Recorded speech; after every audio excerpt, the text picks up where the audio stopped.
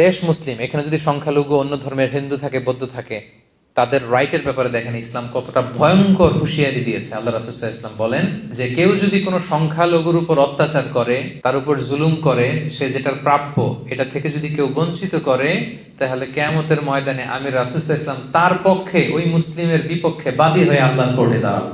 আপনি নামাজ পড়তে পড়তে কপালে দাগ ফেলাই দিয়েছেন, দাড়ি রাখতে রাখতে এত লম্বা জুব্বা, এরপরে হিন্দুদের বাড়ি দখল করতেছেন আর বলতেছেন আপনি বড় হাজী সাহেব। আল্লাহ রাসূল সাল্লাল্লাহু আলাইহি ওয়াসাল্লাম বলেন কিয়ামতের দিন আল্লাহ রাসূল ওই হিন্দুর পক্ষে থাকবে, আপনার বিপক্ষে।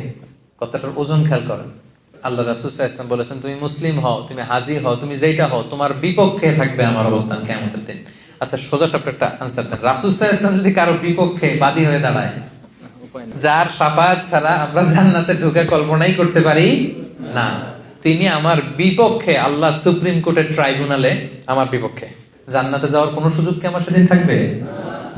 জন্য খবরদার।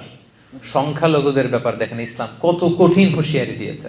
আমার হিন্দু ভাইরা, এই আলোচনা যদি কেউ আপনারা শুনেন, আপনাদের পক্ষে সে 1400 বছর আগে আপনাদের পক্ষে, আপনাদের রাইটস এর জন্য, আপনাদের অধিকারের জন্য রাসূল সাল্লাল্লাহু আলাইহি ওয়াসাল্লাম লড়াই করেছেন। স্পষ্ট ঘোষণা, সংখ্যালঘুদেরকে আক্রমণ করলে, এদের উপর অত্যাচার করলে, জুলুম করলে, এদের প্রাপ্য অধিকার থেকে বঞ্চিত করলে, আমি নবী কিয়ামতের দিন সংখ্যালঘুর পক্ষে দাঁড়াবো, তার বিপক্ষে দাঁড়াবো।